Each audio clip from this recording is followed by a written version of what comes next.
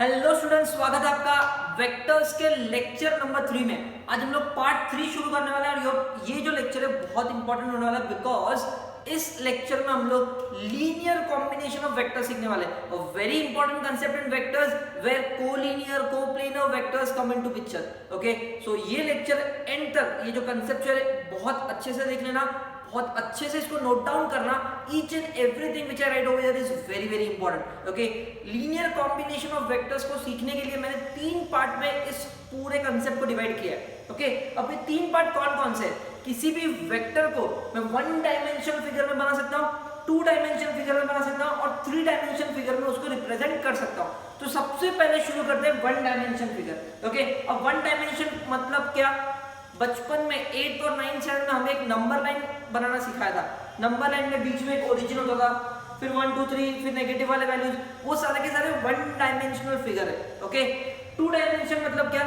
X और Y axis, 2 तरीके के अलग अलग एक्सिस होते थे और वो एक्स और वाई एक्सिस हम लोग हमेशा एक बुक पे बनाते हैं, मतलब वो एक प्लेन पे लाई करता है, राइट? तो 2 डायमेंशनल फिगर में 2 अलग अलग एक्सिस होंगे बट वो एक ही प्लेन पे लाई करेगा, एक ही प्लेन पे लाई करेगा, मतलब कोप्लेनर वेक्टर्स। तो यहाँ पर कोप्लेनर का कंसेप्ट हम लोग सीखने वाले हैं। इतना ही नहीं, अगर कोप्लेनर के अलावा अगर मैं तीन डायमेंशन यूज करूं, मतलब एक स्पेस में 3 अलग अलग वेक्टर्स बनाएंगे तो कैसे linear equation, linear combination apply होगा, वो भी हम लोग सीखने वाले हैं। शुरू करते हैं 1 डायमेंशन के साथ। ओके, तो मान लो मेरे पास एक नंबर लाइन है, नंबर लाइन की तरह ही एक लाइन मैंने बना दी। अब इस नंबर लाइन पे अगर मैं 2 वेक्टर्स को बनाता हूं, मान लो दिस इज ए वेक्टर या फिर ए बार बोल सकते हो, और एक और बनाता हूं which is let's suppose B vector या फिर बी बार बोल सकता हूं। ठीक है, तो इस एक ही डायमेंशन पे 1 डायमेंशनल वाली लाइन पे मैंने 2 अलग अलग वेक्टर्स को बना दिया, ए बार और बी बार। अब दोनों का डायरेक्शन सेम है, 1 डायमेंशन है। 1 डायमेंशन मतलब एक ही डायरेक्शन में होता है, वो या तो इस तरफ होगा या तो दोनों उस तरफ होगा। एक ही चीज हो सकता है, उस तरफ हुआ तो भी वो सिर्फ नेगेटिव वाला पार्ट होगा, इसके अलावा तो कुछ नहीं होगा और कुछ चेंज नहीं होगा उसके। मतलब जब मैं किसी भी वेक्टर्स की बात करता हूं, मैग्नीट्यूड और डायरेक्शन 2 चीजें होती है। तो डायरेक्शन या तो इस तरफ या तो उस तरफ, उस तरफ हुआ तो भी वो नेगेटिव है, ऐसा वैसा कुछ तो नहीं है ना, ऐसा कुछ तो नहीं है, या तो ये या तो एग्जैक्टली अपोजिट में फर्क सिर्फ नेगेटिव का होता है। चलो, तो डायरेक्शन वाला कंपोनेंट तो यहाँ पे भूल जाओ, 1 डायमेंशन में डायरेक्शन नेग्लिजिबल है, उसको आप भूल सकते हो। Next thing which is important in this is magnitude. अगर मैं सिर्फ यहाँ पर इमेजिन करूं, जो लेंथ मुझे दिख रहा है उसी को इमेजिन करूं, तो कैन आई से यहां से यहां तक का लेंथ थोड़ा छोटा है और यहां से यहां तक का लेंथ थोड़ा बड़ा है। It means can I say magnitude wise B bar is more than A bar, magnitude wise B bar is more than A bar, B bar is more than A bar, B bar A bar से ज्यादा है। कितना ज्यादा है वो तो मुझे major करना पड़ेगा, लेकिन एक अजम्पशन ले लो कि ये एग्जैक्टली डबल है, ये इतना है और ये एग्जैक्टली डबल है। तो can I say as per this representation I can write B bar is equals to 2 times of A bar. लिख सकता हूं मैं B bar is equals to 2 times of A bar. यहां पर मेरे अजम्पशन के हिसाब से वो 2 टाइम्स आया, हो सकता है कि वो 3 टाइम्स हो, 5 टाइम्स हो, 1.5 टाइम्स भी तो हो सकता है। सिर्फ 1.5 टाइम्स मतलब एग्जैक्टली डबल नहीं है, थोड़ा कम है, 1.5 टाइम्स। अब 1.5 टाइम्स को कैसे लिखते हैं? 3/2, मतलब b bar is equals to 3/2 a bar, ऐसा भी हो सकता है। इतना ही नहीं, मैंने इसको नाम दिया a बार और b बार। मान लो कि मैंने उल्टा दिया होता, ये b बार और ये a बार, तो इसका रिप्रेजेंट कैसे होता? कैन आई से a बार बड़ा है, मतलब a bar is equals to 2 times of b bar, या फिर अगर वो 2 टाइम्स नहीं है तो 1.5 टाइम्स भी हो सकता है। और 1.5 टाइम्स को कैसे लिखते हैं हम लोग? 3/2 times of b bar, correct है। It means what? It means what? one vector is dependent on the other vector, one vector is dependent on the other vector, या फिर the other vector, first vector a bar is dependent on b vector, correct. और ये सारे के सारे कौन है? ये सारे के सारे एक स्केलर वैल्यू है, करेक्ट। ये सारे के सारे कौन है? एक स्केलर वैल्यू है, और ये कितना होगा मुझे नहीं मालूम। So can I write it as therefore b bar is equals to, can I write it as k times of a bar। अब ये कांस्टेंट आप कुछ भी दे सकते हो, k दो, m दो, n दो, x दो, कुछ भी दो चलेगा। So can I say b bar is equals to k times of a bar where k is a scalar multiple, where k is a scalar multiple। तो जब भी कोई एक वेक्टर दूसरे वेक्टर का स्केलर मल्टीपल होता है, जब भी कोई एक वेक्टर दूसरे वेक्टर का स्केलर मल्टीपल होता है, इन that case collinearity of vector का कंसेप्ट आता है।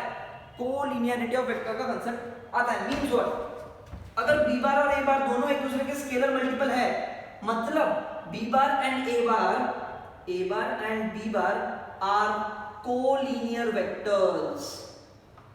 This is what I can interpret from this equation. b bar is equals to k times of a bar अगर हुआ, या फिर उल्टा हुआ तो भी चलेगा। उल्टा क्या बोला मैंने, a bar is equals to k times of b bar, ऐसा हुआ तो भी चलेगा। दोनों एक दूसरे में से किसी का भी अगर एक का स्केलर मल्टीपल हुआ, स्केलर मल्टीपल मतलब नंबर, ओके। तो एग्जांपल, चलो उसमें भी अगर कंफ्यूजन है तो वो भी मैं एग्जांपल दे देता हूं। मान लो कि b बार है 4i cap plus 6j cap plus 8k cap, okay, और a बार है 2i cap plus 3j cap plus 4k cap. तो अगर आप ध्यान से देखोगे, यहां पर अगर मैं 2 से मल्टीप्लाई कर दूं, इस a बार को अगर मैं 2 से मल्टीप्लाई कर दूं तो ये 4 प्लस 6 प्लस 8 हो जाएगा which is equals to b bar, correct. इसको अगर मैं 2 से मल्टीप्लाई कर दूं ये हो जाएगा, तो b bar is equals to 2 times of a bar which is nothing but b bar is equals to k times of a bar. तो स्केलर मल्टीपल हुआ। जब भी ऐसा कुछ होगा, आपको क्वेश्चन में अगर ऐसा कुछ दिखा तो समझ जाने का कि a and b are collinear vectors. जब भी स्केलर मल्टीपल का कंसेप्ट आएगा तो कोलिनियरिटी का कंसेप्ट आएगा। वाइस वर्सा, अगर क्वेश्चन में बोला है कि कोलिनियर वेक्टर्स है कि नहीं वो फाइंड करो, कोलिनियर है कि नहीं ये फाइंड करो, तभी भी समझ जाने का कि एक वेक्टर दूसरे का स्केलर मल्टीपल है कि नहीं वो चेक करो। I hope this is clear. इतना ही नहीं, ये तो हुआ एक तरीका लिखने का। एक और तरीका कैसे लिखते हैं ध्यान दो। मान लो कि इस b bar is equal to k times of a bar को मैं b बार को वहां भेजता हूं, तो ये कैसे दिखेगा, k a bar minus b bar equal to 0 की तरह दिखेगा। मैंने क्या किया, इस b बार को वहां भेज दिया, तो k a bar minus b bar equal to 0 की तरह दिखेगा। अब k a bar minus b bar equal to 0 is actually a equation. ये तो हुआ चलो स्केलर मल्टीपल, लेकिन अगर इसी को इक्वेशन के फॉर्म में लिखना है, जैसे हम लोग कोऑर्डिनेट सिस्टम में इक्वेशन ऑफ लाइन जब लिखते थे, पता है इस तरीके से होता था कुछ, equation of line x is equals to 3y या फिर x is equals to 5y, लेकिन आपको बोला जाता था कि इक्वेशन लिखो, तो आप क्या लिखते हो, x minus 3y equal to 0, x minus 5y equal to 0। उसी तरीके से इसी स्केलर मल्टीपल को इक्वेशन के फॉर्म में लिखना है तो इस तरीके से कुछ होगा, okay. k a bar minus b bar equal to 0, a के साथ एक कांस्टेंट है, b के साथ भी एक कांस्टेंट है -1, आपको दिख नहीं रहा है बट वो -1 है, okay. So such a equation is rewritten as x a bar plus y b bar equal to 0। कैसे लिखेंगे हम इसे, x a bar plus y b bar equal to 0। यहां पर एक स्केलर मल्टीपल वाले इक्वेशन को मैंने प्रॉपर इक्वेशन के फॉर्म में लिखा, जहां पर राइट हैंड साइड में सिर्फ 0, बाकी सारे कचरा लेफ्ट हैंड साइड में। a बार के साथ एक स्केलर, b बार के साथ एक स्केलर। अब ये स्केलर और ये स्केलर कुछ भी हो सकता है। फॉर एग्जांपल अगर मैं 3/2 वाला सॉल्व करूं, 3/2 वाला सॉल्व करूं तो देखो कैसे होगा, 2 इधर जाएगा तो क्या बन जाएगा, 2b bar is equals to 3a bar, 2b bar को वहां ले लो तो ये हो जाएगा 3a bar minus 2b bar equal to 0। This is what is x a bar plus y b bar equal to 0। और जब भी मैं इस तरीके से कुछ लिखता हूं मतलब वो क्या कहलाएगा, linear combination of vectors. What does this mean, it means that this is linearly dependent on each other, इसलिए इसको बोलते हैं linear combination of vectors, okay. तो ये तो हुआ एक जनरल तरीका लिखने का। अदरवाइज आप एक चीज समझ लो, सिंपल अगर समझना है तो एक वेक्टर अगर दूसरे का स्केलर मल्टीपल हुआ तो आपका लीनियर कॉम्बिनेशन बन गया, कोलिनियरिटी प्रूव हो गया। और इसको अगर जनरल फॉर्म में लिखना है तो x a bar plus y b bar equal to 0, okay. So simple मैंने आपको वन डायमेंशनल में कोलिनियरिटी ऑफ वेक्टर्स क्लियर करवा दिया। सेम चीज अगर मुझे कोप्लेनरिटी के लिए प्रूव करना है तो कैसे करेंगे, कोप्लेनरिटी हमेशा 2 डायमेंशनल फिगर में माना जाएगा। कैसे, ध्यान दो। Let us imagine I have two vectors again. Let this be a bar, let this be b bar. Two dimension से तो दो अलग अलग वेक्टर्स बन सकते हैं, ए बार और बी बार, दोनों का डायरेक्शन अलग। यहाँ पर दोनों का डायरेक्शन सेम था, इसलिए हमने सिर्फ और सिर्फ मैग्नीट्यूड के बारे में ही बात किया था। चलो, so A bar and B bar are two different vectors along two different directions but on a same plane. ये एक ही प्लेन पे लाई कर रहा है। यहाँ पर मैं कौन सा प्लेन ले रहा हूँ? बोर्ड वाला प्लेन। ये जो बोर्ड का जो प्लेन है उसी प्लेन पे ले रहा हूँ, ठीक है। So two vectors on a single plane, A bar and B bar. अब जैसे ऐसा कोई डायग्राम दिखता है वेक्टर्स में, हमने लास्ट टाइम सीखा था कि parallelogram law of addition apply होगा, parallelogram law of vectors apply होगा। कैसे अप्लाई होगा? ये बी बार, इसका मतलब ये वाला पार्ट भी बी बार होगा, इसको भी मैं बी बार मान सकता हूं, even this is B bar, क्योंकि डायरेक्शन भी सेम है, मैग्नीट्यूड भी सेम है। अगर ये ए बार ये बी बार, तो आपका जो रिजल्टेंट वेक्टर बनेगा यहां तक विल बी सी बार। आपका जो रिजल्टेंट वेक्टर बनेगा will be C bar, and this C bar will be how much? Can I say A bar plus B bar? Correct, यही सीखा था हमने पैरेललोग्राम लॉ ऑफ एडिशन में। If this is A bar, this is B bar, ये हो जाएगा C bar, and C bar is what? A bar plus B bar, A bar plus B bar. सिर्फ इतना देखा जाएगा तो ये ट्रायंगल लॉ ऑफ एडिशन है। ओके, चलो, तो C bar is equal to A bar plus B bar. यहां तक तो कोई प्रॉब्लम नहीं है, समझ गया। आगे ध्यान से सुनो, very very important thing that I am going to write it over here. थोड़ा सा मैं अपने कहानी में ट्विस्ट लाने वाला। देखो क्या, ये ए बार था और ये बी बार था, ये मुझे पहले से पता है, करेक्ट। मान लो, थोड़ी देर के लिए मान लो कि आपका जो ए बार है उसका लेंथ कितना है आपको नहीं मालूम, उसका मैग्नीट्यूड कितना है आपको नहीं मालूम। शायद वो यहां तक भी हो सकता है, शायद वो यहां तक भी हो सकता है, कितना भी हो सकता है, फिलहाल हमें नहीं मालूम। सिमिलरली आपका जो बी बार है वो पहले चलो इतना हमने कंसिडर कर लिया था, लेकिन अब वो कितना भी हो सकता है मुझे नहीं मालूम, ठीक है। और अगर मुझे इस ए बार, चलो मैं यहां तक लेता हूं, ठीक है, इस ए बार से और इस बी बार से ये पूरा सी बार फाइंड करना है। मैंने क्या बोला? फिर से परत। ये पूरा ए बार था, ये मुझे पहले पता है, ये पूरा बी बार था, ये मुझे पहले से पता था। लेकिन अब थोड़ा ट्विस्ट किया। अगर ए बार इतना नहीं होता, उसका मैग्नीट्यूड कितना है हमें नहीं मालूम, इतना भी हो सकता है, इतना भी हो सकता है, इतना भी हो सकता है। बी बार भी इतना हो सकता है, इतना हो सकता है, कितना भी हो सकता है, ठीक है। तो this is A bar, this is B bar, let us assume, और मुझे ये सी बार फाइंड करना है, पूरा सी बार। तो कैसे करोगे? अब इस ए बार और इस बी बार के लिए क्या ये पूरा सी बार पैरेललोग्राम लॉ ऑफ एडिशन से मिल सकता है क्या? फिलहाल नहीं मिल सकता। क्यों? अगर इन दोनों के बीच में अगर parallelogram law of addition apply करना है तो पहले तो ये वाला पैरेललोग्राम आपको कंप्लीट करना पड़ेगा इस तरीके से। तो आपको जो सी बार मिलेगा वो इतना ही मिलेगा, लेकिन मुझे अगर ये पूरा सी बार फाइंड करना है तो कैसे करेंगे? बहुत सिंपल है। क्या करो पता है? पहले तो ये जो ए बार यहां तक है उसको पहले पूरा यहां तक कंप्लीट करना है। इस ए बार को अगर मुझे बड़ा करना है, इस ए बार को अगर मुझे बड़ा करना है तो कहना ही से इस ए बार को एक स्केलर मल्टीप्लाई करना पड़ेगा। Let that scalar B k1, एक कांस्टेंट मल्टीप्लाई करना पड़ेगा। इस ए बार को अगर मैं कोई तो एक कांस्टेंट मल्टीप्लाई कर दूं तो वो k1 ए बार हो जाएगा। सिमिलरली इस बी बार को अगर मुझे इतना करना है तो इसको भी एक कांस्टेंट मल्टीप्लाई करना पड़ेगा। Let that B k2।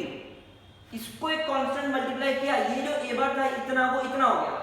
जितना मुझे चाहिए उतना, मैं केवल उतना ही मल्टीप्लाई करूंगा जितना मुझे ए बार चाहिए।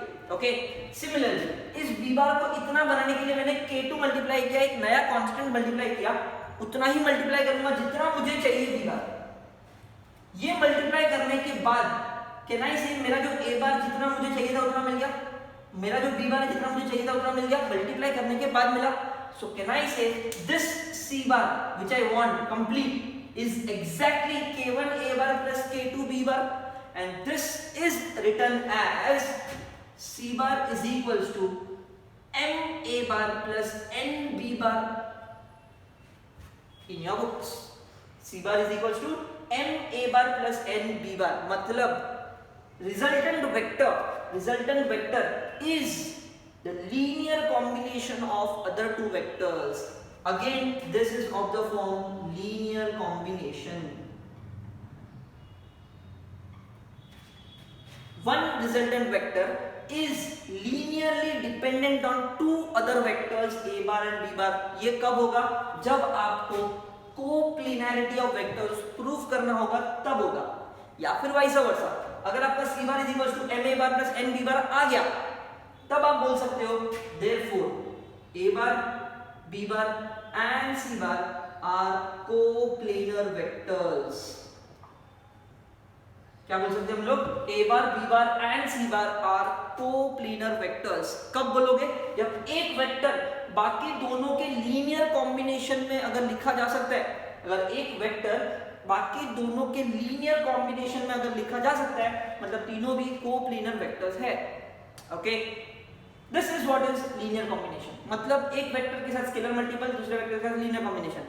अगर अभी भी आपको लीनियर कॉम्बिनेशन में डाउट है तो मैं एक सिंपल सा एग्जांपल देता हूं। आप लोग ने 10th स्टैंडर्ड में लीनियर इक्वेशंस इन टू वेरिएबल्स सीखा होगा। लीनियर इक्वेशंस इन टू वेरिएबल्स को आप कैसे लिखते थे? 2x plus 3y is equals to 5, इस तरीके से ही लिखते थे ना linear combination, linear equations in two variable. 2x plus 3y equal to 0 या फिर 2x plus 3y equals to constant। ये वही तो है, यहाँ पर एक कांस्टेंट है, यहाँ पर कांस्टेंट है, ये दो वेक्टर्स है, is written in the form of a third vector. Okay, इसीलिए इसको लीनियर कॉम्बिनेशन माना जाता है। अब एक चीज और, इसमें और इसमें फर्क क्या? इसमें और इसमें फर्क है, इसमें तीन वेक्टर्स है और इसमें दो ही वेक्टर्स है a bar and b bar. One vector is scalar multiple of other, खत्म। कोलिनियरिटी में इतना ही प्रूव होता है। यहाँ पर one vector is a linear combination of two other vectors a bar और b बार, दोनों भी इसमें स्केलर मल्टीपल, इसमें भी स्केलर मल्टीपल। ओके, और इसको अगर जनरलाइज करना है तो कैसे करते हैं? अगर इस c बार को मैं वहां भेज दूं तो ये क्या बन जाएगा? Can I say m a bar plus n b bar minus c bar equal to 0। Correct, मैंने m और n लिखा है लेकिन k1 k2 कुछ भी कांस्टेंट जो आपको पसंद है आप ले सकते हैं। तो c बार को वहां भेज दिया, m a bar plus n b bar minus c bar equal to 0, which is generally written as x a bar plus y b bar plus z c bar equal to 0। Condition for coplanar vectors, correct? Condition for coplanar vectors, what is the condition? x a bar plus y b bar plus z c bar equal to 0। x y और z कौन है? यहाँ पर constants है। x y and z are constant, a bar b bar and c bar are vectors। ये equation के form में लिखा, कंडीशन के फॉर्म में लिखा। अगर आपको सॉल्व करना है और अगर ऐसा आंसर मिला तो भी चल जाएगा। One vector is in the linear combination of other two vectors, even this is allowed, even this is allowed. Okay, चलो। So one dimension collinearity, two dimension coplanarity, दोनों आपको क्लियर हो जाना चाहिए।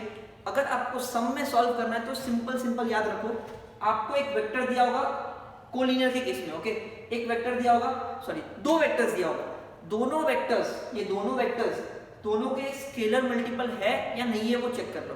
अगर स्केलर मल्टीपल है तो कोलिनियर, नहीं है तो नॉट कोलिनियर, सिंपल। ठीक है। अब बहुत बार कंफ्यूजन क्या होता है पता है? आपको डायरेक्टली वेक्टर्स नहीं दिया होगा, पॉइंट दिया होगा, point A, point B, point C, ऐसे पॉइंट्स दिए होंगे। अब पॉइंट से आप वेक्टर्स तो ढूंढ सकते हो, जैसे ए बी बार, यहां से आपको ए बी बार मिलेगा, या फिर बी सी, यहां से आपको बी सी बार मिलेगा। तो जो पॉइंट्स दिया है उससे आप वेक्टर्स निकालो पहले, ए बी बार बी सी बार, और इस वेक्टर्स से चेक करो कि क्या वो लीनियरली डिपेंडेंट है। अब हो सकता है कि ए बी बार और बी सी बार, ऐसे दो वेक्टर्स आपने फाइंड किए, बट तीसरा भी पॉसिबल है A C bar, even that is allowed. तो तीनों वेक्टर्स निकालो, A B bar B C bar A C bar, check करो कौन किसका लीनियर कॉम्बिनेशन है। अगर वो इसका स्केलर मल्टीपल निकला मतलब वो कोलिनियर है, नहीं निकला तो नॉट कोलिनियर। ओके, सो दो टाइप के क्वेश्चंस आते हैं अगर कोलिनियर का क्वेश्चन होगा। डायरेक्टली वेक्टर्स दिया होगा, चेक कर लो लीनियर कॉम्बिनेशन है कि नहीं, या फिर पॉइंट्स दिया होगा, पॉइंट में से पहले वेक्टर निकालो, वेक्टर निकालने के बाद फिर चेक करो कि क्या उसका वो स्केलर मल्टीपल है कि नहीं। Okay, same is the case for coplanarity. इसमें भी दो टाइप के क्वेश्चन आते हैं, या तो डायरेक्टली वेक्टर्स दिया होगा या फिर पॉइंट्स दिया होगा। वेक्टर्स दिया है तो बहुत आसान है, कैसे? एक वेक्टर बाकी दोनों के लीनियरली डिपेंडेंट पे होना चाहिए, मतलब एक वेक्टर बाकी दोनों के लीनियर कॉम्बिनेशन में होना चाहिए। ओके, और अगर पॉइंट्स दिया है तो हो सकता है कि यहां पर 4 पॉइंट्स देंगे, point A B C D, और इन 4 पॉइंट से आपको 3 वेक्टर मिलेगा। कैसे? A B A C A D, A B bar A C bar A D bar, ऐसे 4 पॉइंट से 3 वेक्टर्स मिलेंगे और हमें भी 3 वेक्टर्स ही चेक करना है। और इन तीनों वेक्टर्स से ए B bar A C bar A D बार कोई एक पॉइंट को कॉमन रखना बस। आप चाहो तो B A B C B D भी ले सकते हो, अलाउड, कोई एक पॉइंट को कॉमन रखने का। 3 वेक्टर्स मिलने के बाद चेक करो कि कौन किसके लीनियर कॉम्बिनेशन में है। A B bar is equal to linear combination of this two, और A C bar is equal to linear combination of this two, और A D bar is equal to linear combination of this two. ये सब कुछ आपको check करना पड़ेगा किसी भी क्वेश्चन में। अगर वो आता है तो कोप्लेनर है, नहीं आता तो not coplanar, it's that simple. Okay, and this is also allowed. अगर तीनों वेक्टर्स को आप किसी कांस्टेंट से मल्टीप्लाई करने के बाद 0 प्रूव कर सकते हो तो भी वो कोप्लेनर हो सकता है। Both this is very clear. Let's move to third one, 3 dimensional figure, vectors in space. Okay, collinearity, coplanarity, ये 2 कांसेप्ट बहुत बार एग्जाम में पूछा जाता है, बट स्टिल हम लोग एंट्रेंस पॉइंट ऑफ व्यू से भी सीख रहे हैं, इसलिए मैं आपको ये 3D वेक्टर्स इन स्पेस भी सिखाऊंगा। देखो कैसे। जब मैं वेक्टर्स इन स्पेस कंसीडर करता हूं तो मुझे पता है कि 3 डायमेंशनल फिगर यहां पे मुझे बनाना है, तो मैंने उसी पैरेललोग्राम को पैरेललोपाइप्ड कर दिया। इस पैरेललोग्राम को क्या कर दिया मैंने? Parallelepiped. This is actually a parallelepiped, parallelepiped, ठीक है, 3D फिगर में। अब जब 3D फिगर की बात हो रही है तो वेक्टर्स भी 3 होंगे, तो कौन कौन सा? देखो, मान लो ये ए बार, ये वाला बी बार और ये वाला सी बार, 3 vectors A bar B bar C बार। अब जब मैं सिर्फ इन दोनों की बात करूं, ए बार और बी बार की, ठीक है, ये वाला अपना बी बार है, ए बार और बी बार की अगर मैं बात करूं तो ये दोनों वेक्टर्स एक ही प्लेन पे लाई कर रहे हैं। ये बेस जो बॉटम है उस बॉटम वाले प्लेन पे लाई करता है, ठीक है। तो फिलहाल इसको साइड में रखते हैं, इन दोनों को सॉल्व करते हैं। अगर मुझे इन दोनों को सॉल्व करना है, ए वेक्टर और बी वेक्टर, तो parallelogram law of addition apply होगा।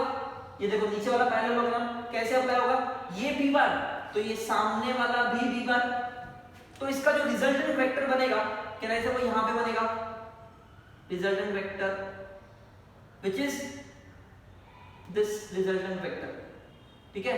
और ये जो रिजल्टेंट वेक्टर बनेगा this will be actually A bar plus B bar. इसको मैं एक नया नाम नहीं दे रहा हूँ सी बार, क्योंकि सी बार अपना अलग ही है। तो ये जो रिजल्टेंट वेक्टर बना यहाँ पर which was known as C bar is actually A bar plus B bar. तो इसको मैं ए बार प्लस बी बार लिख सकता हूँ कि नहीं? यस, तो इसको मैंने क्या लिख दिया, ए बार प्लस बी बार लिख दिया which is the resultant vector. अब आगे बढ़ते हैं, इस ए बार और बी बार के साथ मुझे सी बार को भी जोड़ना है, बिकॉज मुझे यहाँ पर 3 वेक्टर्स को सॉल्व करना है, ठीक है। तो ये अगर सी बार, तो कहना ही से ये वाला पार्ट भी सी बार ही होगा, करेक्ट। ये वाला पार्ट भी सी बार होगा, सी बार इन दी अपवर्ड डायरेक्शन, तो यहां पर एरो बना दो, ठीक है। ये सी बार, तो ये मैग्नीट्यूड सेम है, तो ये सी बार तो ये भी सी बार ही होगा। Now tell me what is the resultant vector? कहना है इसे यहां से लेके यहां तक जो अंदर से डायगोनल जा रहा है, अंदर की तरफ से जो डायगोनल जा रहा है, that is the resultant vector and that resultant vector let be d bar। इसको थोड़ी देर के लिए नाम दे दो d bar। अगर ये resultant vector d bar है तो d bar का वेक्टर लॉ ऑफ एडिशन के हिसाब से आंसर क्या होगा, a bar plus b bar plus c bar, a bar plus b bar plus c bar, A bar plus B bar plus C bar, arrow यहां से यहां जा रहा है फिर यहां पे, and this is D bar. ये हमने लास्ट टाइम भी सीखा था vector law of addition, same चीज मैंने यहां पर अप्लाई किया। अब यहां पर जो आंसर मिला और यहां पर जो आंसर मिला था, क्या दोनों सेम है? यस सेम है। यहां पर 2 वेक्टर्स का आंसर, तीसरे वेक्टर का जो आंसर है वो 2 के कॉम्बिनेशन में, यहां पे चौथे वेक्टर का जो आंसर है वो 3 लोगों के कॉम्बिनेशन में, because vectors in 3D solve कर रहे हैं तो 3 अलग अलग वेक्टर्स दिया होता है, जब तब जाके 4th वेक्टर ऐसा आंसर मिलता है, right. So D bar is equal to A bar plus B bar plus C bar, this is very clear. अब जैसे मैंने यहां से यहां तक का आंसर लाया, यहां से यहां तक का आंसर लाया, क्यों लाया? बिकॉज जरूरी थोड़ी ना है कि ए बार बी बार सी बार जितना लेंथ मुझे चाहिए उतना ही क्वेश्चन में दिया होगा, इट मे डिफर। तो can I write it as D bar is equal to k1 a bar plus k2 b bar plus k3 c bar. मुझे अगर ए बार बी बार सी बार जितना लेंथ मुझे चाहिए तो कांस्टेंट स्केलर मल्टीपल मल्टीप्लाई करना पड़ेगा, जैसे मैंने यहाँ पर आपको एक्सप्लेन किया, सेम कंसेप्ट वहां पर उसका एक्सप्लेनेशन भी सेम होगा। Okay, in that case d bar will be equal to what, k1 a bar plus k2 b bar plus k3 c bar. और अगर इसको इक्वेशन के फॉर्म में लिखना है तो कैसे लिखेंगे, k1 a bar plus k2 b bar plus k3 c bar minus d bar equal to 0। ठीक है, मैं ये वाला यहाँ पर प्रूफ नहीं कर रहा बिकॉज एनीवेज हमें कोलिनियरिटी कोप्लेनरिटी कुछ प्रूफ करना तो है नहीं, मैं सिर्फ आपको लीनियर कॉम्बिनेशन सिखा रहा हूँ। यहाँ पर चार वेक्टर्स है और सबके साथ एक स्केलर मल्टीपल मल्टीप्लाइड है, तो जैसे यहाँ पर था one vector scalar multiple with other, तो मैंने इस तरीके से उसको लिखा। इस तरीके से लिखने के बाद मैंने क्या लिखा, x a bar plus y b bar plus z c बार। तो थोड़ा इमेजिनेशन लगाओ, तीन वेक्टर के लिए अगर आप ऐसे लिख सकते हो, चार वेक्टर के लिए आप कैसे लिख सकते हो, can I write it as, इसको अगर मैं लिखूं x a bar plus y b bar plus z c bar plus w d bar equal to 0, तो भी अलाउड होगा।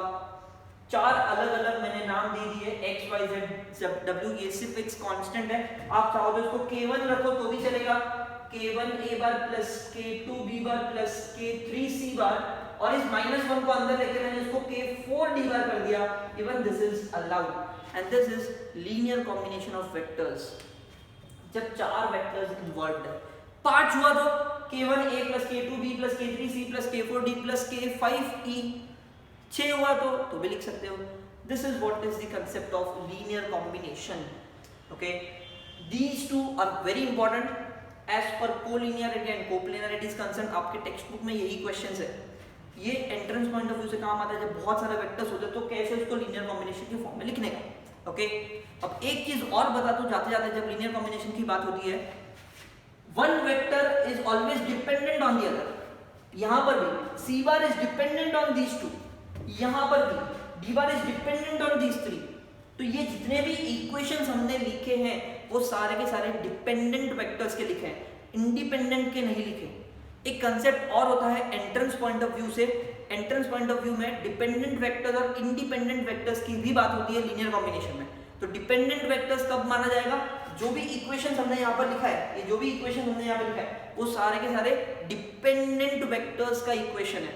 और जब इंडिपेंडेंट वेक्टर्स की बात करेंगे, जब इंडिपेंडेंट वेक्टर्स की बात करेंगे तो सिर्फ एक चीज समझ लेना, for independent vectors, for independent vectors your constants should be equal to 0, your constants should be equal to 0। मतलब इस वाले केस में अगर x equal to y equal to 0 होता है तो ये जो इक्वेशन होगा x equal to 0 y equal to 0 वो इंडिपेंडेंट वेक्टर्स बन जाएगा। मतलब दोनों एक दूसरे पे डिपेंडेंट ही नहीं है क्योंकि वो 0 हो गया।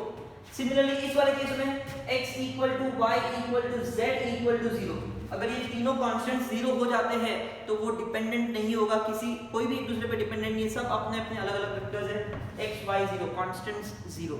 ओके, सो एक छोटा सा कांसेप्ट एंट्रेंस में काम आने वाला है, डिपेंडेंट वेक्टर्स और इंडिपेंडेंट वेक्टर्स। डिपेंडेंट तो वही है जो हमने सीखा, इंडिपेंडेंट वेक्टर्स के लिए कांस्टेंट्स को 0 कर देने का। Okay, so make a note of this, very very important concept, linear combination of vectors. हो सकता है कि ये थोड़ा सा डाइजेस्ट करने में डिफिकल्ट लगे, सम्स बहुत इजी है क्योंकि सम्स कोलिनियरिटी कोप्लेनरिटी पे आता है, आपको सिर्फ ये चीजें याद रखनी है। तो समराइज, कोलिनियरिटी में क्या याद रखना है, one vector is a scalar multiple of other. ठीक है, वेक्टर दिया तो सीधा स्केलर मल्टीपल होगा, पॉइंट्स दिया तो पहले उसको वेक्टर के फॉर्म में कन्वर्ट करो, फिर चेक करो कैसे आ जाएगा यहाँ पर। कोप्लेनरिटी में भी one vector is a scalar multiple of two other vectors, दो लोग के साथ कॉम्बिनेशन बनाएगा। पॉइंट्स अगर दिया है तो उसको पहले वेक्टर्स में कन्वर्ट करो, फिर चेक करो कि लीनियर कॉम्बिनेशन में है कि नहीं। Okay, so make a note of this and then we will start with our questions. Vectors के फर्स्ट एक्सरसाइज में बहुत सारे कांसेप्ट्स है। अगर आप देखोगे फर्स्ट एक्सरसाइज के पहले जो कंसेप्चुअल टेक्स्ट बुक के पेजेस है वो बहुत सारे, इतने सारे कांसेप्ट्स एक ही एक्सरसाइज में दिए हुए हैं। हम लोग एक एक करके कांसेप्ट्स को टच कर रहे हैं और उसके क्वेश्चन सॉल्व कर रहे हैं। तो आज हमने जो सीखा लीनियर कॉम्बिनेशन में कोलिनियर और कोप्लेनरिटी, उसके ऊपर क्वेश्चन सॉल्व करते हैं। एक्सरसाइज 5.1 क्वेश्चन नंबर 10 से 14 सारे के सारे कोलिनियर और कोप्लेनर पर डिपेंडेंट है। So let's start with question 10। It says what, बहुत सिंपल सा क्वेश्चन है, AB बार मतलब AB वेक्टर दिया हुआ है and initial point A is given, find point B।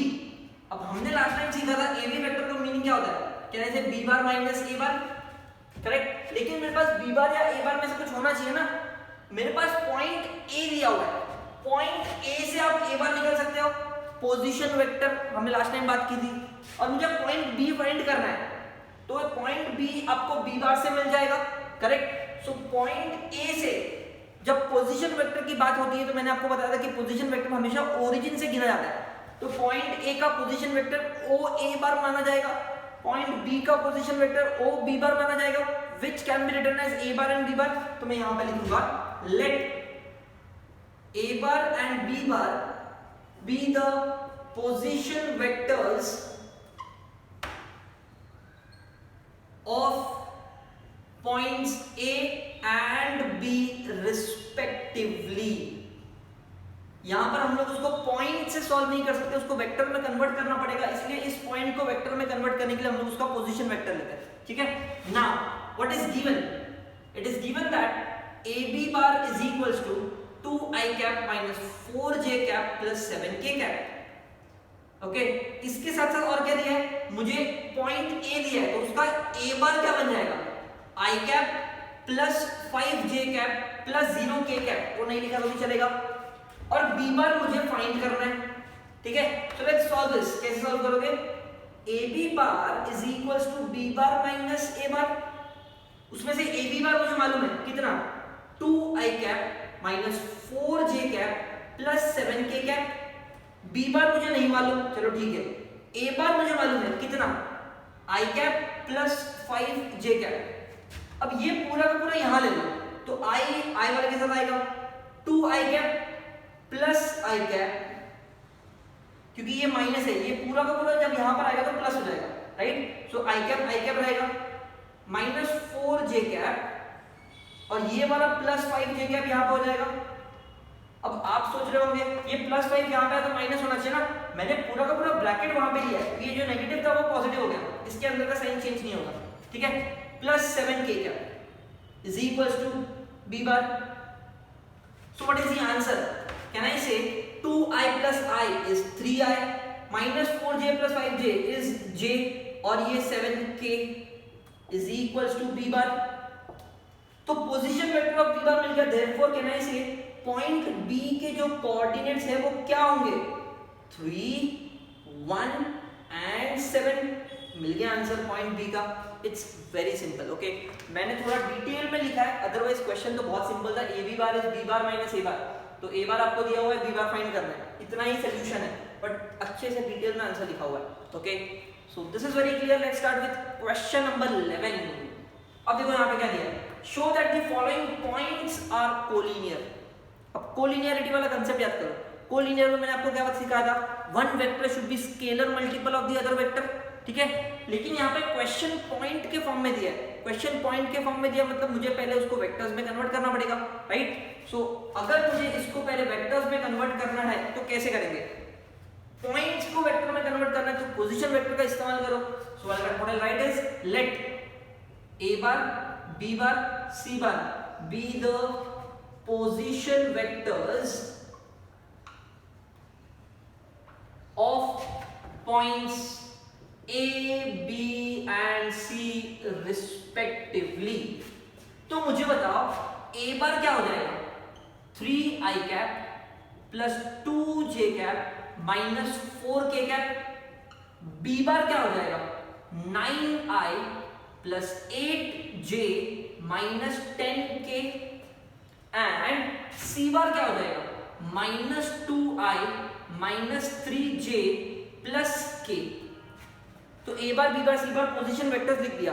अब मैंने जब कोलिनियरिटी सीखा था मैंने क्या बोला था, one vector should be scalar multiple of the other vector, ठीक है। तो यहाँ पर 3 पॉइंट्स है ए बी सी, अब इन तीनों पॉइंट से पहले मुझे वेक्टर फॉर्म करना पड़ेगा। कैसे फॉर्म करोगे, नाउ इन तीनों पॉइंट से मैं ए बी वेक्टर निकाल सकता हूँ, मैं बी सी वेक्टर निकाल सकता हूँ, और मैं ए सी वेक्टर भी निकाल सकता हूँ। ये तीनों वेक्टर्स में फाइंड करने वाला हूँ। अब इन तीनों में से कौन से दो लीनियर कॉम्बिनेशन में होंगे वो फाइंड करना है। तो पहले ए बी वेक्टर फाइंड करते हैं। कैसे करेंगे, B bar minus A bar. Okay, याद रखना जब भी पॉइंट्स दिया होगा तो आपको वेक्टर के फॉर्म में सॉल्व करना ही पड़ेगा। ओके, और वेक्टर डायरेक्टली दिया है तो टेंशन नहीं है, डायरेक्ट चेक कर लो कि स्केलर मल्टीपल है कि नहीं। Okay, so A B bar is what, B bar minus A bar, B bar minus A bar. मैं यहाँ पे डायरेक्टली माइनस कर रहा हूँ, 9 माइनस 3 6 आई कैप। आपको कैसे करना है, पहले बी बार का ब्रैकेट लिखो माइनस ए बार का ब्रैकेट लिखो, फिर माइनस करना आई वाले के साथ जे वाले के साथ के वाले के साथ। Okay, so 9 minus 3 is 6, 8 minus 2 is again 6, minus 10 minus और minus 4, तो minus 10 plus 4 ये हो जाएगा minus 6k। इसमें से अगर मैं 6 कॉमन ले लूं तो ये क्या हो जाएगा i plus j minus k। तो ये जो मुझे मिला वो कौन मिला, ए बी बार मिला। ओके, सिमिलरली अब बी सी बार फाइंड करते हैं। बी सी बार कैसे करेंगे, सी बार माइनस बी बार।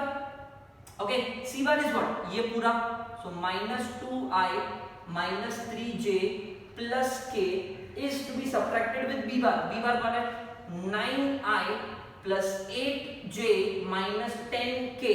देखो क्या आंसर आता है, minus 2i minus 9i is minus 11i, minus 3j minus 8j is minus 11j, k minus 10, 1 minus 10 is minus 9k। नहीं, minus minus plus हो जाएगा, तो 1 plus 10 is 11k। इसमें से अगर मैं 11 कॉमन ले लूं तो मुझे मिलेगा minus i minus j plus k। ठीक है, तो this is the answer for B C bar. ठीक है, नेक्स्ट ए सी बार की बात करते हैं। अब ए सी बार कैसे निकालोगे, it is C bar minus A bar. तो C bar minus A bar means what, C bar ये रहा minus 2i minus 3j plus k minus A bar कौन है, ये वाला 3i plus 2j minus 4k। let's subtract, minus 2i minus 3i is minus 5i, minus 3j minus 2j is minus 5j, k minus और minus plus तो plus 5k। इसमें से अगर मैं 5 कॉमन ले लूं तो ये क्या बन जाएगा, minus i minus j plus k। अब चेक करो कौन किसका स्केलर मल्टीपल है। ये देखो BC बार और ये AC बार, BC बार और ये AC बार दोनों एग्जैक्टली सेम आ रहा है, सिर्फ 11 और 5 में फर्क है, तो वो तो कांस्टेंट है, वो तो फर्क आना ही चाहिए। So this is same, it means can I say therefore, ध्यान दो अगर मैं ऐसे लिखूं BC bar is equals to, ध्यान दो इस ब्रैकेट की जगह पर AC बार अपॉन 5 लिखा, इस ब्रैकेट की जगह पर AC बार अपॉन 5 लिखा तो चलेगा, बिकॉज़ ये ब्रैकेट सेम है। तो इस ब्रैकेट का वैल्यू कितना होता है, AC बार अपॉन 5, तो AC बार अपॉन 5 मैं यहां पर पुट करूंगा तो मुझे क्या मिलेगा, 11 times of AC bar upon 5। It means what, one vector is scalar multiple of the other vector। it means can I say BC bar is k times of AC bar। one vector is a scalar multiple of other vector। अगर one vector is a scalar multiple of other vector तो मैं लिख सकता हूँ therefore BC bar is scalar multiple of AC bar। BC bar is scalar multiple of AC bar, correct? When BC bar is scalar multiple of AC bar, it means therefore BC bar and AC bar are collinear या फिर lie on same line। अगर ये दोनों same line पे लाई करते हैं, इसका मतलब जो 3 पॉइंट्स क्वेश्चन में दिया था, points A, B and C are collinear। ये दोनों वेक्टर्स अगर सेम लाइन पे लाई करता है तो पॉइंट्स विल बी कोलिनियर, और यही तो मुझे प्रूव करना था। अब आप बोलोगे आपने सिर्फ इन दोनों को सॉल्व किया, क्या इन दोनों को सॉल्व नहीं किया जा सकता? कर सकते हो इन दोनों को भी सॉल्व। कैसे करोगे, यहां से माइनस कॉमन ले लो तो वो माइनस 11 हो जाएगा, अंदर क्या बचेगा i plus j minus k, तो ये माइनस 11 हो जाएगा और ये 6 हो जाएगा। इन दोनों का स्केलर मल्टीपल लिख लो, आंसर मिल जाएगा। Same is the case over here, minus common ले लो, ये i plus j minus, इन दोनों का भी स्केलर मल्टीपल बन सकता है। कोलिनियर है तो बनना ही बनना है स्केलर मल्टीपल। ओके, सो मैंने तो चलो इन दोनों का बनाया बिकॉज़ दोनों सेम दिख गया, डायरेक्टली दिख गया। Otherwise we can form a linear combination between these two as well. Okay, so क्या करना है आपको, जिस किसी का भी लीनियर कॉम्बिनेशन लिख रहे हो उसका कांस्टेंट कैसे आया वो लिख लो, फिर वो k टाइम्स है मतलब वो स्केलर मल्टीपल है, मतलब सेम लाइन पे लाई करेगा, मतलब पॉइंट्स आर कोलिनियर। ओके, अब क्वेश्चन नंबर 11 में 2 सब क्वेश्चंस है। पहला सब क्वेश्चन मैंने सॉल्व किया, सेकंड आप कर लोगे मुझे पता है। Okay, make a note of this and then will start the next question. Let's move to next question, question 12 and 13। ये भी आपका उसी टॉपिक पे बेस्ड है जो हमने अभी अभी सीखा, and that is collinearity and coplanarity. Let's start with question 12।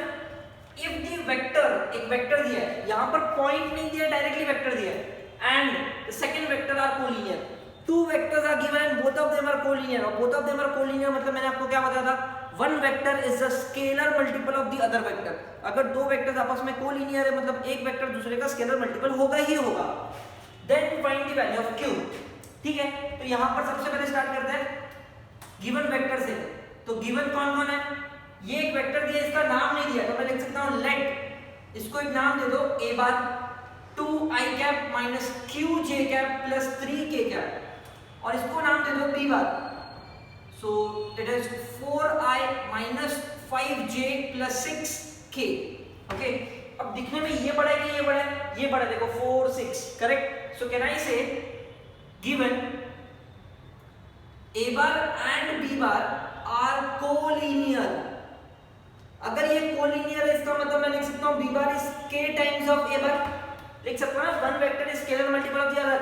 अब उसमें b बार कौन होता है, वो होता है 4i minus 5j plus 6k is equals to k times of। अब बहुत लोगों को ये k और ये k में कंफ्यूजन हो रहा है, इसको k नहीं लिखते, इसको मैं क्या लिख सकता हूँ, I can write as lambda. ठीक है, ताकि कंफ्यूजन ना हो, तो इसको मैं लैम्डा लिखता हूँ, lambda times of a bar. a बार कौन है, 2i minus qj plus 3k। Okay, let's compare 4i minus 5j plus 6k is equal to lambda multiply होगा 2 lambda i minus q lambda j plus 3 lambda k। अब यहाँ पर अगर k लिखता तो k same हो जाता ना, इसलिए मैंने इसको lambda कर दिया। चलो, यूजिंग इक्वालिटी ऑफ वेक्टर्स, अब मैं सिर्फ इसको कंपेयर कर रहा हूँ using equality of vectors. Equality of vector कैसे होगा, I वाले के साथ J वाला, J वाले के साथ K वाला, K वाले के साथ। Okay, so let's compare 4 is equals to 2 lambda. तो 2 को अगर मैं डिवाइड करूं तो लैम्डा कितना मिलेगा, 2। This is my answer, lambda का आंसर मिल गया। अब J को कंपेयर करो, -5 is equals to minus q lambda, minus minus खटाखट, 5 is equals to q into lambda, lambda is 2, 2 को डिवाइड कर दो, 5/2 इज इक्वल्स टू q। मिल गया आपको q का आंसर, वेरी इजी। इसको भी अगर आप कंपेयर करोगे तो लैम्डा का वैल्यू 2 मिलेगा, जो अपने को पहले ही मिल चुका है, no need of writing, q मिल गया, answer is done. Okay, so हमने यहाँ पर क्या किया, क्वेश्चन में पहले से दिया है कि वो कोलिनियर है। कोलिनियर मतलब one vector is scalar multiple of the other. यहाँ पर वेक्टर दिया है, इसलिए मुझे पॉइंट से पोजीशन वेक्टर वगैरह कुछ निकालने की जरूरत नहीं पड़ी, डायरेक्टली वेक्टर को सॉल्व कर लिया, इक्वालिटी ऑफ वेक्टर से आंसर मिल गया। Question number 12 is done. Let's start with question 13 now. ये क्या बोलता है, are the 4 points coplanar, justify your answer. अब कोप्लेनर के लिए मैंने आपको क्या सिखाया था, one vector should be scalar multiple या फिर linear combination of other 2 vectors, ऐसा कुछ होना चाहिए। One vector should be in the linear combination of other 2 vectors, ये हमने सीखा था। सेम चीज कोप्लेनरिटी के लिए अब मुझे अप्लाई करना है, बट ये एक वेक्टर होता है और यहां पर मुझे क्या दिया है, पॉइंट्स दिया है, तो मुझे उन पॉइंट्स को पहले पोजीशन वेक्टर्स में कन्वर्ट करना पड़ेगा। तो what I write over here is let a bar, b bar, c bar, d bar, 4 points के लिए 4 position vectors, be the position vectors for points a b c d respectively। ठीक है, तो मुझे बताओ a बार कितना आएगा, a bar will be how much, i cap minus j cap plus k cap. Okay, b बार कितना आएगा, कैन आई से minus i cap plus j cap plus k cap. c बार कितना आएगा, i cap plus j cap plus k cap. And d बार कितना आएगा, 2i minus 3j plus 4k। Okay, so a b c d 4 vectors हमें मिल चुके हैं।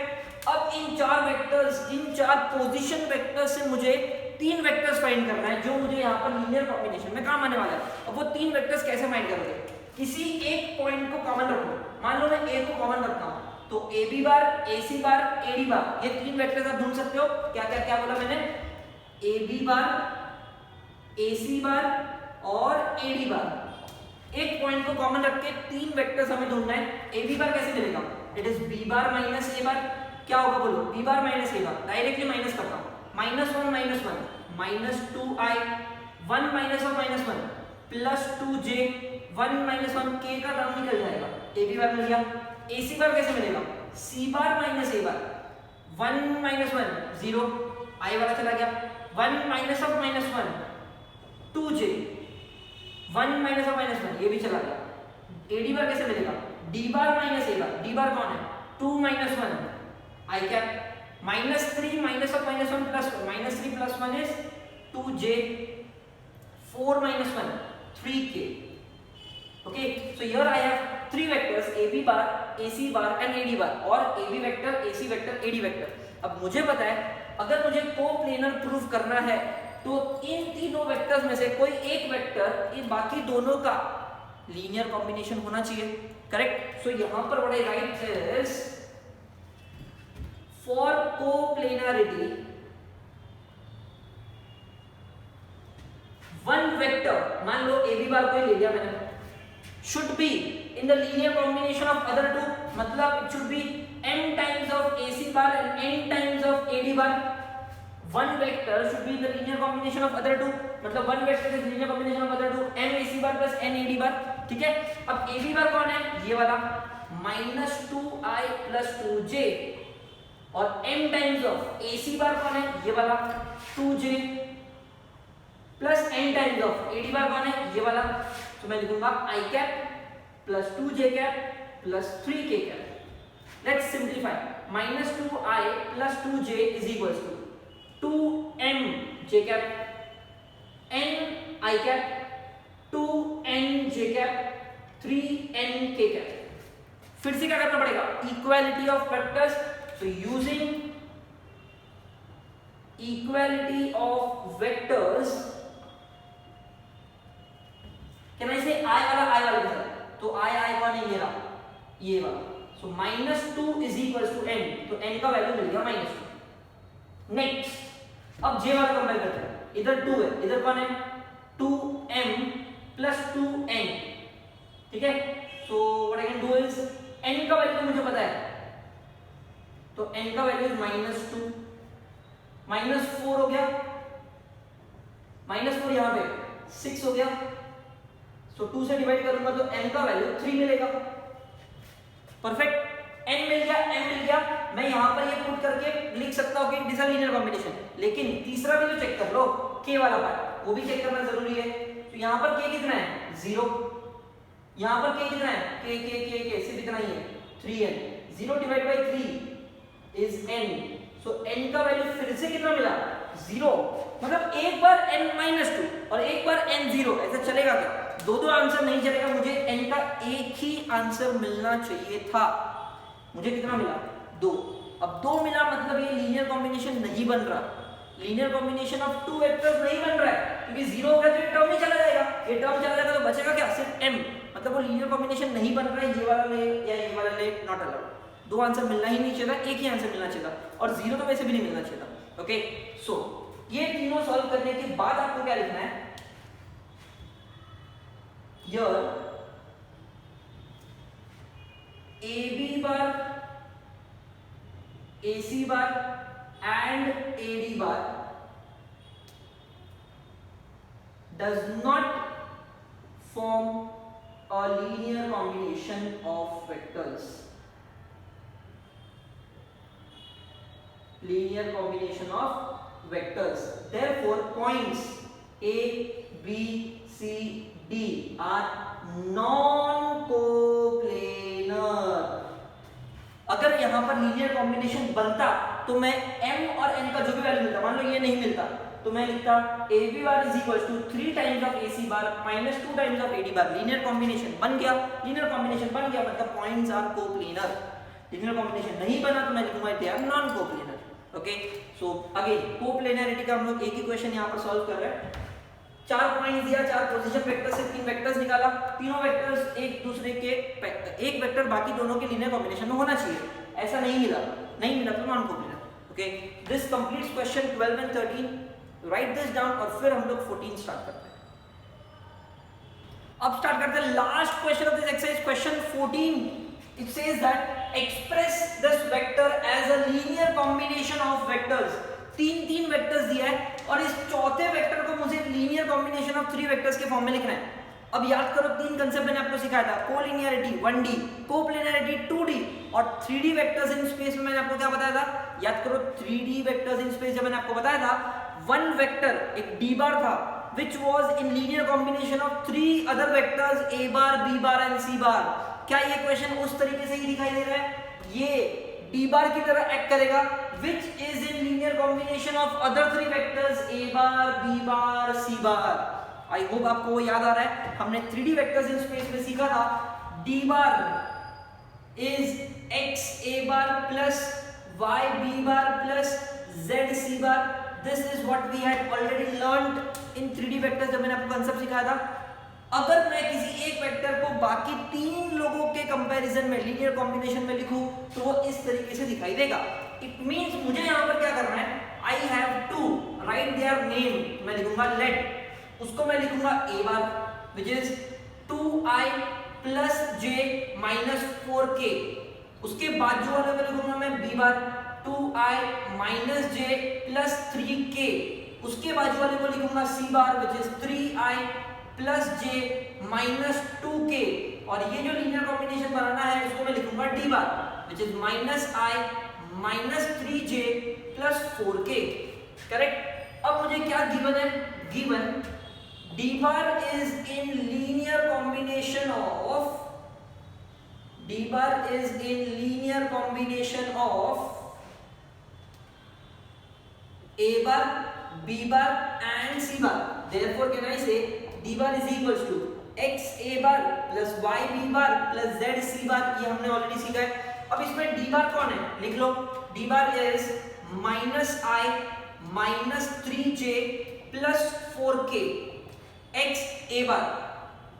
a bar कौन है, ये वाला 2i plus j minus 4k plus y b bar कौन है, y into b bar which is 2i minus j plus 3k plus z into c बार कौन है 3i plus j minus 2k।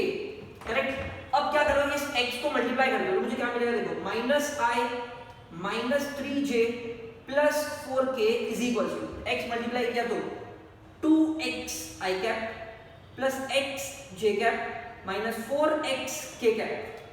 y अंदर multiply किया तो 2y i cap minus y j cap plus 3y k cap. ये z अंदर multiply किया तो 3z i cap plus z j cap minus 2z k cap. अब जब equality of vectors apply करते हो तो i वाला के साथ j वाला के साथ और k वाला के साथ कंपेयर होता है। सो मैं यहां लिखूंगा using equality of vectors, using equality of vectors can I से, यहां पर -1 है। ओके चलो ठीक है, -1 को मैं वापस लिखता हूं। यहां पर i कौन है, 2x plus 2y plus 3z, 2x plus 2y plus 3z is equals to -1 लिख सकता हूं। j के लिए क्या लिखूंगा, -3 लिखूंगा। ठीक है, यहां पर कौन है, x minus y plus z, x minus y plus z। और k के लिए क्या लिखूंगा, 4 लिखूंगा। -4x plus 3y minus 2z, -4x plus 3y minus 2z is equals to 4। अब मुझे यहां पर क्या मिल गया, तीन अलग अलग इक्वेशंस मिल गया। अब तीन अलग अलग इक्वेशन से मेरा क्या फायदा, मुझे इन तीनों को सॉल्व करके x, y और z निकालना है। बिकॉज मुझे क्वेश्चन क्या बोला है, represent this as a linear combination of other 3।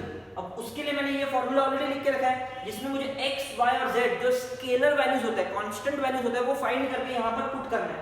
ठीक है, अब यहाँ पर ऑलरेडी बोला है कि वो लीनियर कॉम्बिनेशन है, मतलब x, y और z का वैल्यू मिलेगा ही मिलेगा।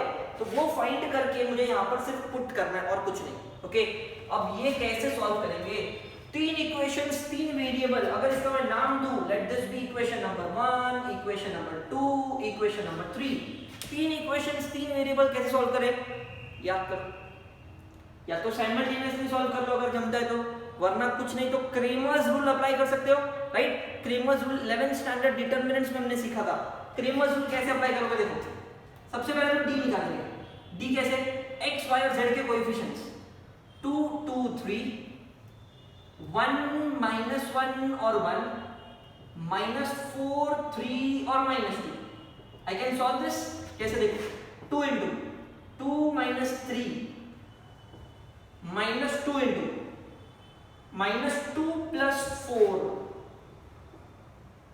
plus 3 into 3 minus 4, so क्या मिलेगा? 2 minus 3 is -1, तो ये हो गया -2। 2 into -2 is -4, -1 into 3 is -3, -2 -4 -6 -9 मिला d का वैल्यू। इसके बाद क्रेमर्स रूल में dx निकालना होता है। अब dx मींस व्हाट? ये जो x के वैल्यूज है उसको रिप्लेस करके कांस्टेंट्स लिख दो, -1 -3 4, बाकी सब same, 2 -1 3, 3 1 -2। Let's solve this.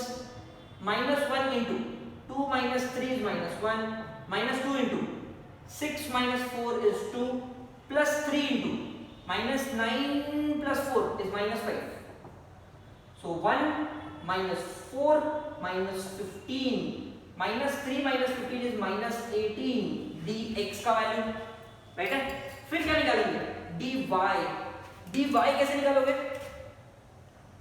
Same, इस y वालों की जगह पर कांस्टेंट्स को लिखो, -1 -3 और 4, बाकी सब same, 2 1 -4 3 1 -2।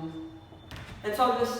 2 into 6 - 4 is 2, plus 1 into -2 plus 4 is 2, plus 3 into 4 - 12 is -8, 2 to the 4 plus 2 -16, 6 - 16 is -10, 2 to the 4, 1 to the 2, 3 8 the 24 होता है। I made a mistake। 4 plus 2 6, 6 minus 24 is -18, so dy का वैल्यू मिला -18, ठीक है? Next let's move ahead. dx हो गया, dy हो गया, dz बाकी है, so let's find dz now। dz कैसे सॉल्व करोगे? सेम, z वालों की जगह पर कांस्टेंट्स, -1 -3 4, और यहां पर 2 1 -4 2 -1 और 3। Let's solve this. सो इसका आंसर देखो क्या आएगा, 2 into -4 plus 3 3 is 9, तो 5, -2 into 4 -12 is -8, -1 into 3 -4 is -1, so 2 5s are 10, 2 8s are 16 plus 1, 10 plus 16 26 plus 1 is 27 dz का वैल्यू। सारे के सारे वैल्यूज मिल गए। अब मुझे सिर्फ क्या करना है, x y z, तो यहां पे लिखूंगा यूजिंग क्रेमर्स रूल। क्या बोलता है Cramer's rule? x is equals to what? dx upon d, which is -18 upon -9, कितना आएगा? 2। y is equals to dy upon d, which is -18 upon -9, ये भी 2, and z is equals to what? dz upon d, dz is 27 upon -9, which is -10। x y z मिल गया। therefore can I say d bar is equals to x a bar plus y b bar plus z c bar, which will be x कितना? 2 a bar plus 2 b bar minus 3 c bar is the answer। Then मैंने क्या किया, ये जो d बार दिया हुआ था उसको linear combination of other 3 vectors के फॉर्म में लिख लिया। लीनियर कॉम्बिनेशन में लिखना है मतलब स्केलर मल्टीपल के फॉर्म में लिखना है, जितने भी वेक्टर्स है उनका scalar multiple, that's it, hence the answer is proved. Okay, so this question number 14 वैसे तो बहुत सिंपल था, लेकिन क्रेमर्स रूल की वजह से थोड़ा लेंथी हो गया, doesn't matter. Here we complete with linear combination वाले क्वेश्चंस जो जनरली बहुत डिफिकल्ट माना जाता है, लेकिन बहुत आसान करके मैंने दिया है। सिर्फ 3 कांसेप्ट जो आपको सिखाया था वो अच्छे से याद रख लेना। कोलिनियरिटी आया तो 1 vector is scalar multiple of other, coplanarity आया तो 1 vector is scalar multiple of other 2, और फिर 3 में ऐसा कुछ आया तो one vector is scalar multiple of 3 4 5 6 जितना आता है आने दो. Okay, so write this down. We'll stop here for today. If you have any doubts, do let me know. Thank you so much.